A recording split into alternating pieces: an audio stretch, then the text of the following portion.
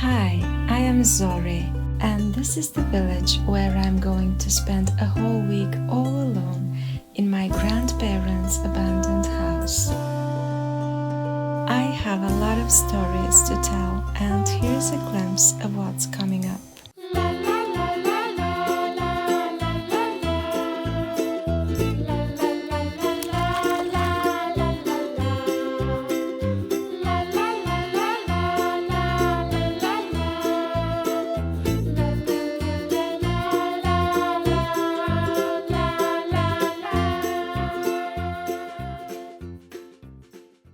Here, there's a lot of thorny plants here. I really don't know how to...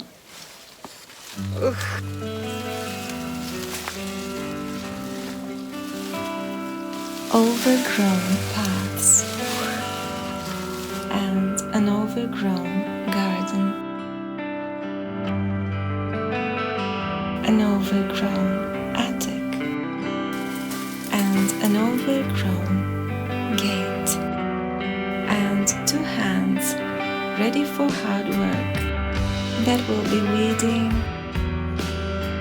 picking flowers, and sweeping cobwebs away. Besides that, we'll show the weeds what death looks like. We will be guests, and we'll have guests, and other guests.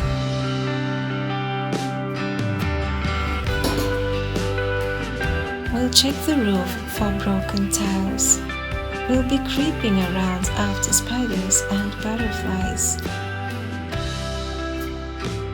We'll visit the local church. We'll have some traditional food. We'll set a fire.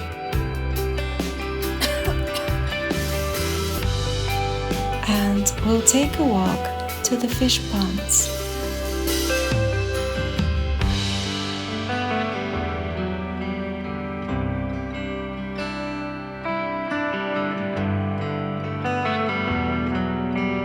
And at the end, we'll search for a long forgotten grave. But let us start from the beginning. The road was long and exciting, as always. There were such beautiful places that I couldn't help stopping and filming. I had to change my usual route due to road repairs, and it was the first time I saw how majestic the mountains are here.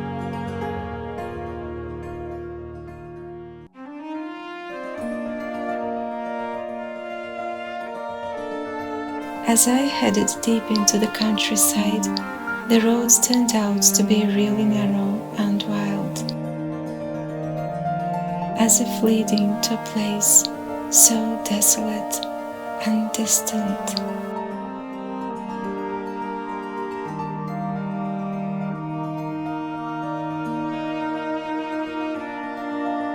And our street had again turned into a green tunnel.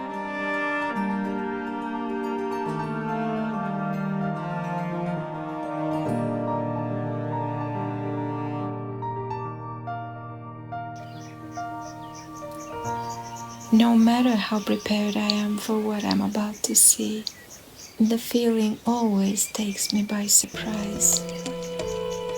It's as if the place has taken on a life of its own, as if the house has surrounded itself with a hedge of wild plants, just like the castle in the Sleeping Beauty fairy tale.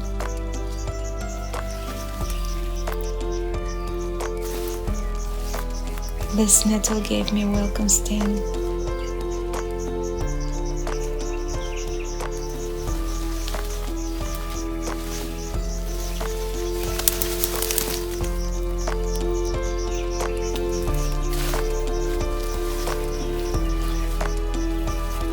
And the sight through the door is always, oh my God.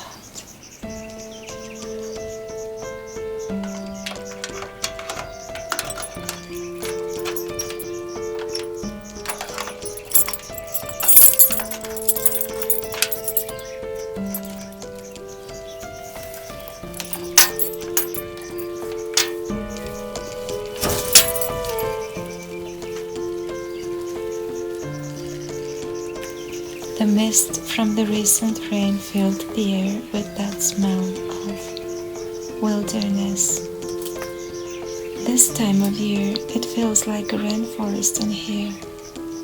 This lush vegetation definitely feels at home. And I feel both like a guardian and an invader at the same time. This wilderness seems less and less hostile to me, and I feel less and less like taming it. It fills me both with sadness and with a wild enthusiasm.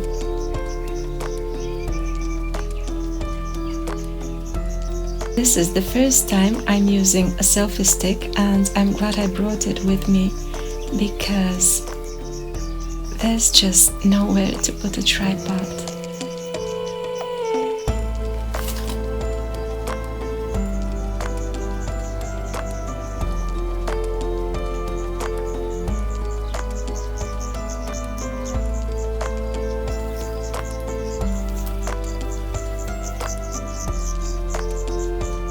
Despite all of this, I've hardly ever fallen into despair.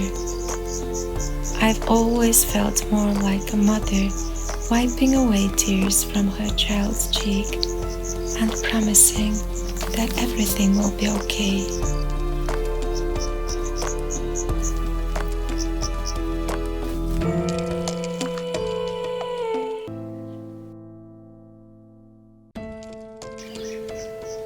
Hello from the porch stairs, the place where as a child I loved to sit and watch everything around, listen to the sounds. Now the view is hidden by this green sea. I was planning to come a month earlier so I could weed everything in time before it overgrows so much. But for various reasons I've been delayed. Anyway, I believe I will make... I can't.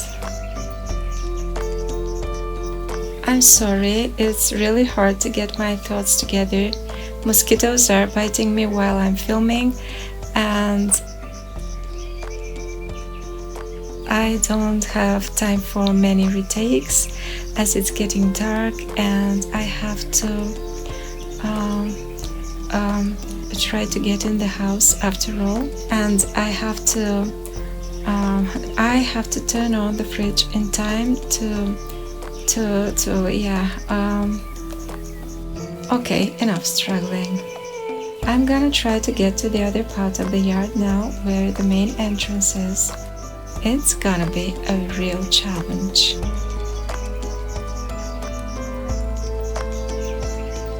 I don't know whether to film myself or what I see ahead. I have no idea which one would be more interesting. I'm gonna turn the camera around.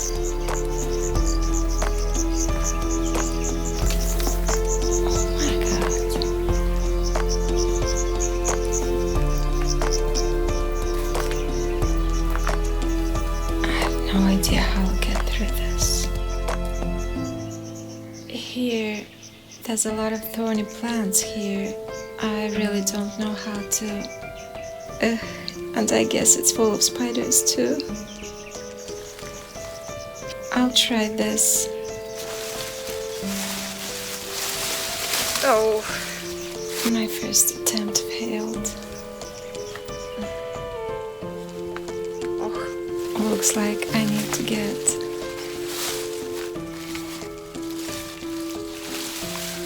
an axe.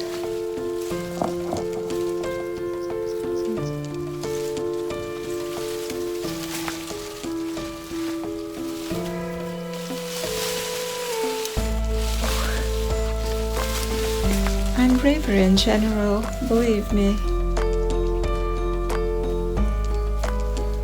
This is the upper part of the yard. The fallen walnut leaves haven't been cleaned for 2 years now.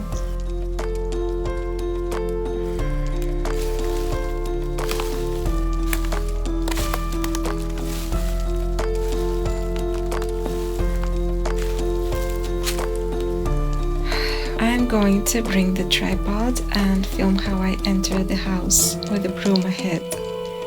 I should enter it with a broom ahead because I'd prefer the spiders get stuck to it rather than to my face.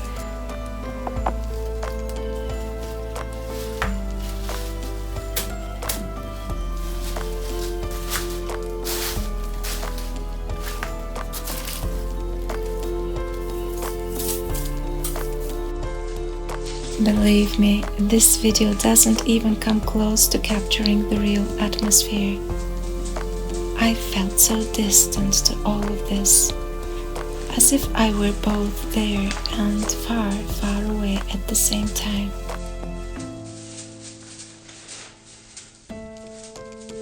I felt almost frightened by this heavy loneliness hanging over the place.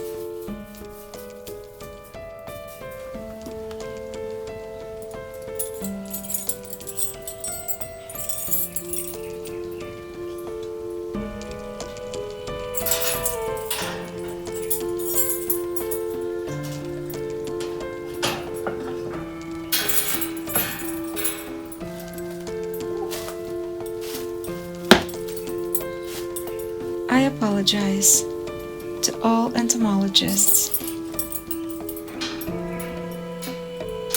The first victim has fallen.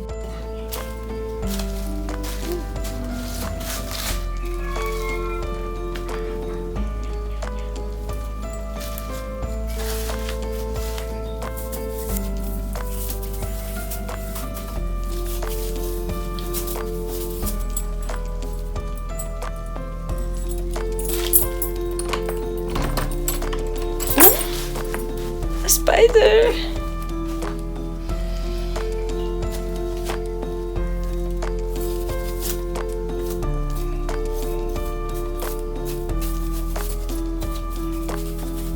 I'm sure I'll stop screaming in just 3 days.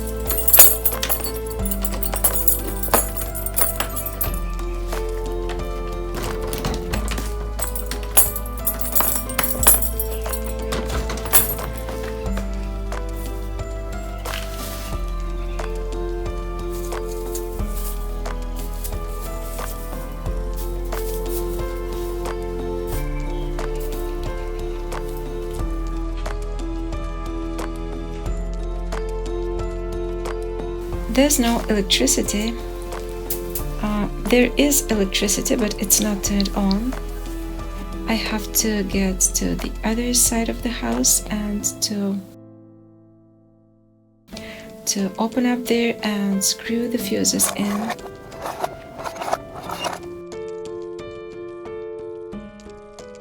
I don't know if you can see well, it's quite dark here, but there's another piece of clay fallen from the ceiling. I turned the power on and the lights too. Here's how things look in the light. I think the house is in almost perfect condition. His Majesty the refrigerator, it's nearly my age. I don't know how long ago it was purchased, but we've had it for as long as I can remember. Since the door doesn't close very well anymore, we use an additional fastening device, invented, of course, by my father. And yeah, I'm actually leaving it closed now, and I'll turn it on, and now you'll hear the dreadful sound from my childhood.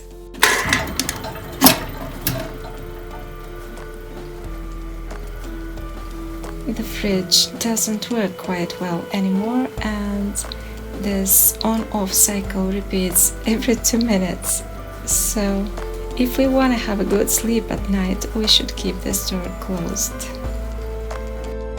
Now I'm going to see my room.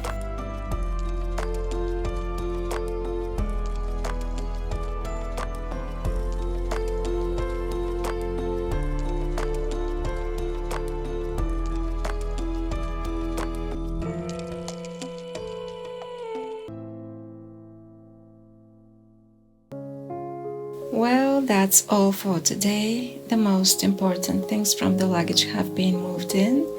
The food, of course, is here. Dinner tonight will be simple. The spread is after a village recipe, as it should be, and the bread is handmade. The house is under control and locked up for the night. I also have to turn on the water, but I'll leave it for tomorrow because if you saw what garage pit I have to go in, you'd leave it for tomorrow too. Yeah. I am grateful that I'm here after all, though I was kind of shocked at first. And I'm looking forward to a better day tomorrow with new hope and more courage. Good night to you all.